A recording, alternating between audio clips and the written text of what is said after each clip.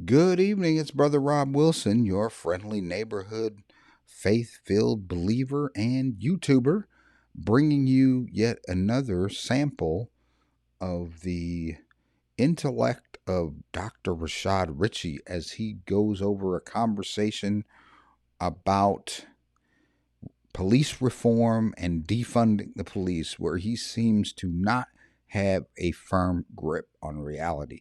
If you haven't done so, please hit subscribe, hit the bell so you get notifications, share, care, and comment. Let me know what you think about this clip that we're reacting to tonight. This is, let me point the right direction, Dr. Rashad Richey. He is a really outspoken proponent of defunding the police and police reform. And this is an interview he did with the officer Tatum, Brandon Tatum of the Tatum Report YouTube channel. Has almost 2 million. Brandon Tatum has almost 2 million followers, and he's a former police officer. And this is his second coming. He's a glutton for punishment, but he actually shows a lot more respect for Brandon Tatum than he did for Pastor Roddy Bacham. Let's check him out. Welcome to the bullpen. It's bull. It's a pen of bull most of the time we've seen in the past. He's back again. Former police officer, known affectionately as Officer Tatum. We have Brandon. He's back again. Like I said before, he's a glutton for punishment to come in here and deal with this individual. Tatum back on the program. Brandon, good day, man. Welcome to Indisputable. Hey, my pleasure. Thanks for having me back. All right, man. Let's see if we can find a little more synergy this time, okay?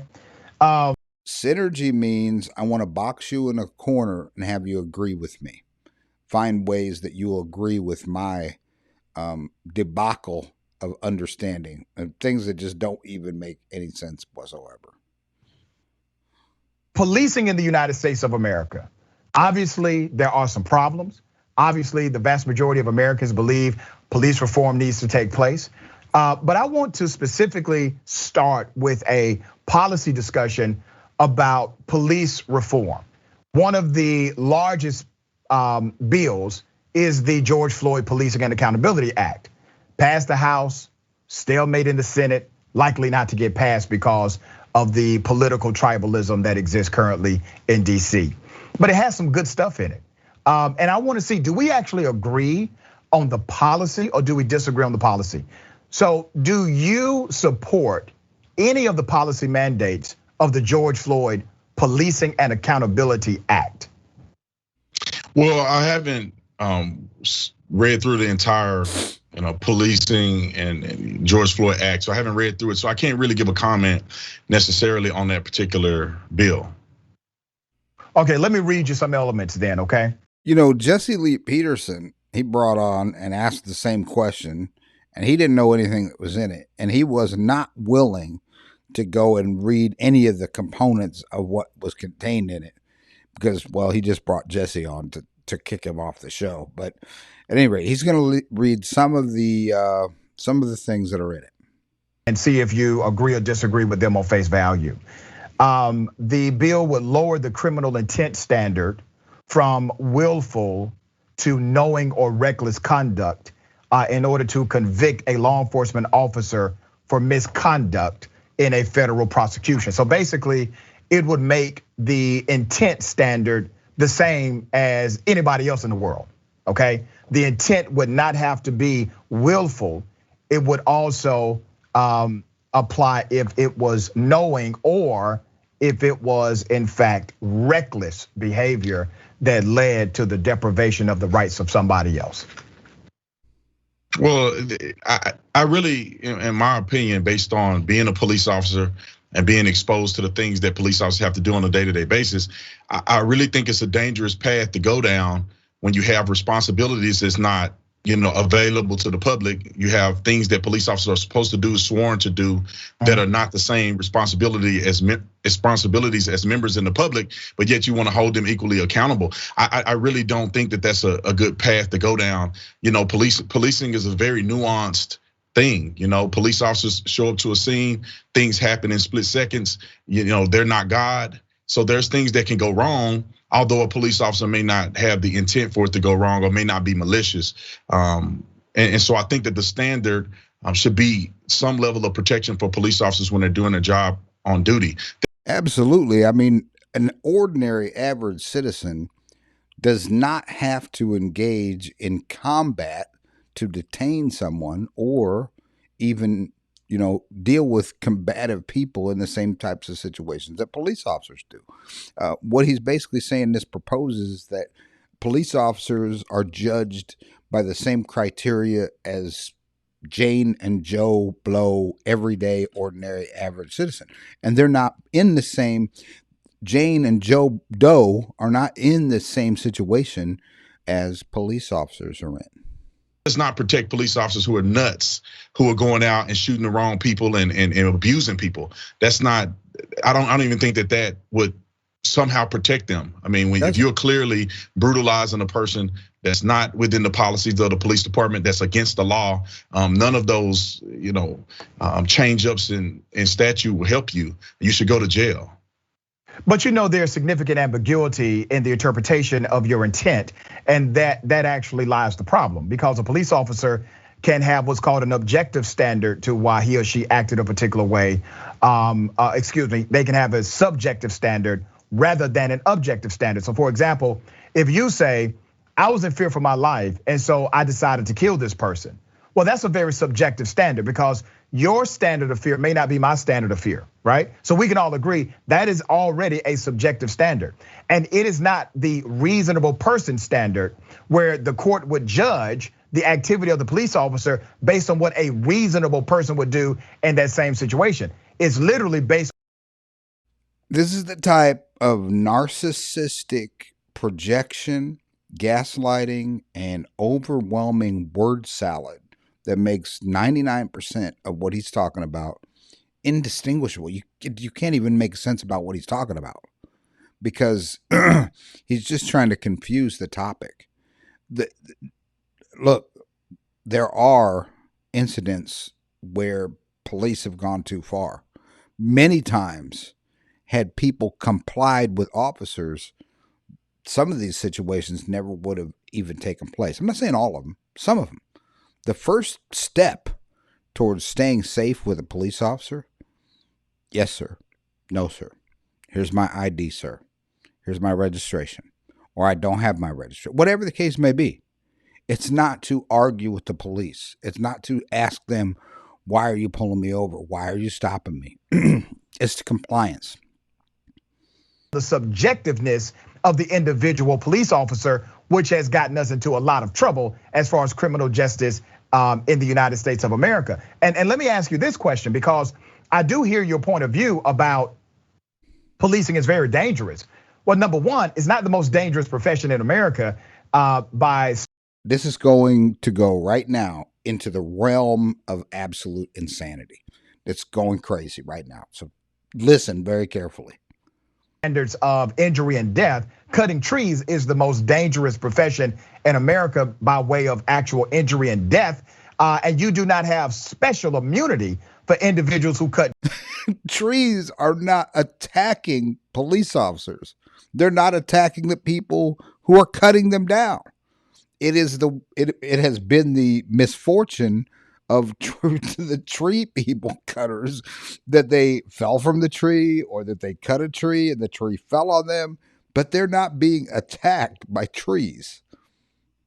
Also, driving a taxi and working as a clerk in a convenience store is more dangerous per capita based on injury and death than being a police officer in the United States of America. But you do not see legislation being passed in order to grant them special protections either. But the special protections apply to policing, and the defense you guys give is that it is the most dangerous profession in America, when that is factually untrue. Well, I mean, you can't make those comparisons. Cutting trees and going to the domestic violence call is two different things. Driving a taxi cab versus driving at 90 miles per hour in a high speed chase or coming to save somebody's life. Those are two different things. You say special immunity. A police officer is not somehow judged on this subjective idea of them having a fear of life and death. That's not even in the statute. That's not even on the police protocol. Police protocol says that a reasonable person, that it's reasonable that you fear for your life. You can't just walk out somewhere, see a black man walking down the street, and because he's black, you just shoot him in the back of the head, and you say, well, I was afraid because I was in the hood. That's not the way it works. You have to pass the test of saying, would a reasonable person be in fear of serious bodily injury and or death? And if that is the case, and the police officer is judged before a jury, then that person is convicted or not convicted. And maybe the prosecution, the state won't even take the charges up if they don't feel like it's enough meat there. But I mean, you would have to name me a situation where a police officer somehow killed a person and used the defense that they was in fear for life and death, and there is absolutely no way that was true. I haven't seen one of those cases presented. So let me go ahead and correct you on the record. Number one, you're incorrect as far as the statutory language. The reasonableness is connected to case law. It's the interpretation of the officer's ability to kill someone based on them saying that they had a fear for their life. And also the second part about the reasonable standard. The standard that's utilized is not the reasonable standard of a civilian, of a regular person. Is the standard of others in law enforcement. And that has been the professional standard connected to the activity.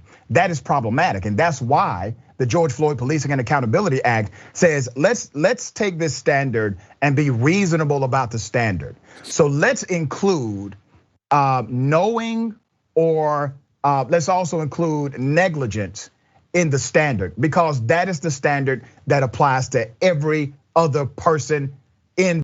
No, every other person is not required to do what a police officer is called to do and required to do. They are not required to restrain people who are trying to escape. They're not required, normal people. I am not required to answer any domestic violence calls or to keep someone from harming themselves or others or to detain anybody. I'm not required to detain anyone. I'm not required to apprehend suspects. I'm not required to investigate suspicious activity. I'm not required. Normal people are not required to do what police officers are required to do. Period.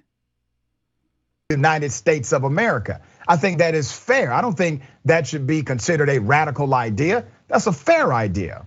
Tell me the issue with having. It's fair to comply. To err on the side of compliance. And when serious, egregious offenses occur, we need to make sure that people are properly prosecuted to the extent of the laws that already exist. That's what that's where the system has failed in the past. There are laws that already exist that officers have to follow. Okay. For example, Derek Chauvin, he got convicted of murder. Okay. He's in prison for however long. That is the proper use of the law that already exists. Fairness. If you're going to be the chief accountability executive, right? You're the guy in charge. You are the chieftain of enforcing laws. And you yourself do not want the laws enforced upon you? Come on, brother. Well, Doctor. Oh, here we go with this. Come on, brother.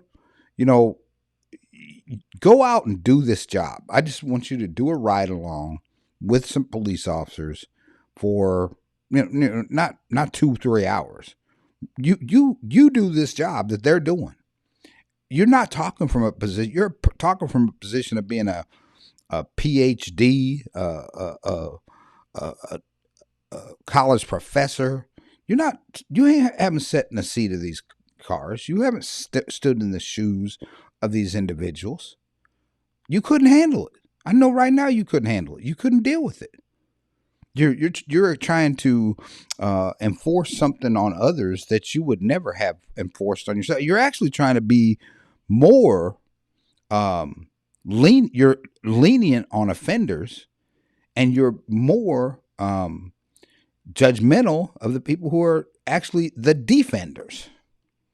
Dr. Richey, with all due respect, I disagree with you, and I think that you are not accurate about the burden of proof for a police officer having to explain whether they were in a life and death situation or whether or not they fear for their lives. Now, let's talk about this in a very layman's terms. If your neighbor, just say he's a male and he has his girlfriend over and he's beating her up, you don't have any obligation at all to show up, to assist her, to help her, to get involved at any measure.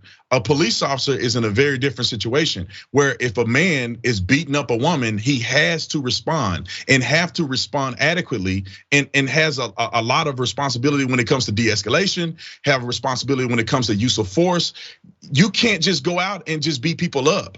You can't do that as a regular citizen. Come on, brother. As a police officer, you have you have. I can't. I'm not going to. Maybe I could, but I'm not going to. So I don't want this video to be any longer. This is Brother Rob Wilson. We've seen this before. Yeah, there are things where incidents with police have gone too far, and many times that it hasn't been justice has not been done. The laws already exist that protect people. They need to be worked to the highest level of ability, but we do not need police officers going out in fear of doing their job.